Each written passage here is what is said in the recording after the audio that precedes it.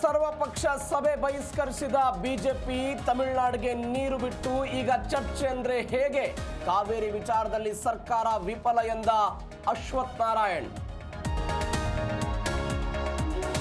ಕಾವೇರಿ ಪ್ರಾಧಿಕಾರ ಹೇಳಿದ್ದು 3,500 ಕ್ಯೂಸೆಕ್ಸ್, ತಮಿಳುನಾಡಿಗೆ ಬಿಟ್ಟಿದ್ದು 10,000 ಕ್ಯೂಸೆಕ್ಸ್.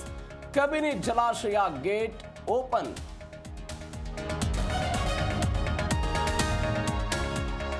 ಸರ್ಕಾರಕ್ಕೆ ತಲೆಬಿಸಿ ಕುಗ್ಗಿಸಿದ ವರುಣದೇವ. ಕಾವೇರಿ ಕೊಳ್ಳದಲ್ಲಿ ಪುಷ್ಯ ಮಳೆ ಅಬ್ಬರ. ಕೆಆರ್ಎಸ್ ಡ್ಯಾಂಗೆ ಒಳಹರಿವು 15,000ಕ್ಕೆ ಹೆಚ್ಚಳ.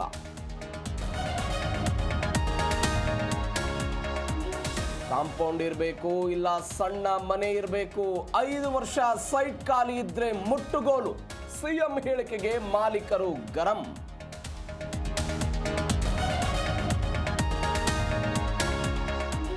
ಆಂಧ್ರದಲ್ಲಿ ವಿವಿಧ ಯೋಜನೆಗಳ ಉದ್ಘಾಟನೆ.